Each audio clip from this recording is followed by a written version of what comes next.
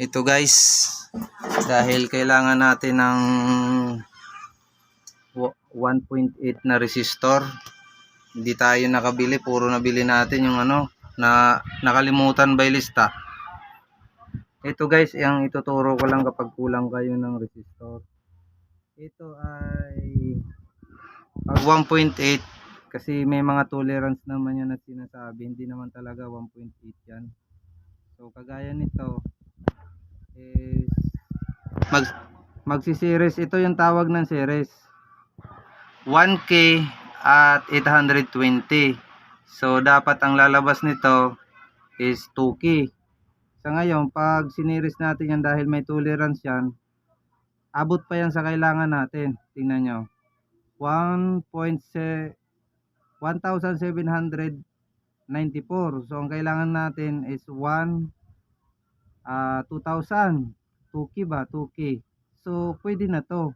Kasi yung goods dito sa board ng 1.8 is hindi naman umabot siya sa 1.8. Ayan o. Ayan, tutukan mo yung tester. Ayan o. 1,787 lang. Kasi may tolerance yan. Ayan. Ang kulang niya is 13. Pero pasado pa rin yan sa mga resistor. Pero sa mga ohms, dapat hindi ganun kalaki yung bawas pag sa mga ohms. Yan guys, yan lang ang isi-share ko kung sakali kayong nagkaroon ng kulang sa paggagawa ng amplifier. No? Kasi ito maraming sunog to guys. Maraming sunog to. Ayan, marami na akong napalitan dyan, mga sunog yan. Ayan o. Ayan, puro sunog yan. Ito pa. Yan, iyan ang kulang ko is para dito. Pantay dito. Kasi hindi ko na makuha yung kulay ng resistor at pati yung number dito sa board na wala na rin. Ayan o. Kaya buti na lang may kabilang channel, no.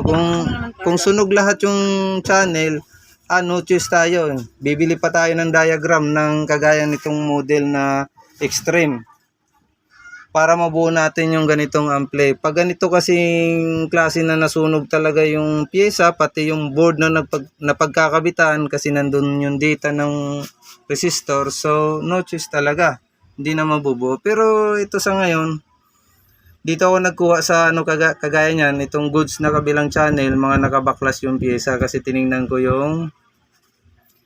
yung data ng ayan o, tinitingnan ko may 1K, 2K, ayan o, 1.8K, ayan o, 1.8K, 820. Kaya nagkaroon ako ng 1.8 kasi may 1K ako na binili na resistor, tapos may 820. Hindi nga umabot siya sa 1.8, kulang pa siya ng 4 volts, 4 ohms. Pero pwede na yan, pwede na yan, pasado na yan. Ayan o, ayan. Ang daming papalitan itong pyesa. Sige guys, yun lang ang aking i-share sa inyo sa mga beginner na nagto-troubleshooting, no. Pag wala kayong makuha talaga exactly na pyesa, is ganun na lang, mag-series kayo. Kapag gusto nyong bumaba, halimbawa 500K ang kailangan nyo, ay tawag to 500 ohms, mag-series kayo ng dalawang 1K. Dalawang 1K magiging 500 ohms yan.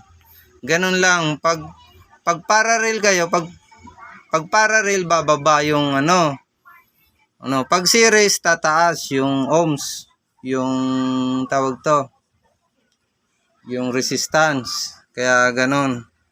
Okay guys, hanggang sa muli, at kung gusto nyo mamaya i-share ko pa ulit yung kung tutunog na to. At marami pa akong papalitan, ayan, sira pa lahat yan.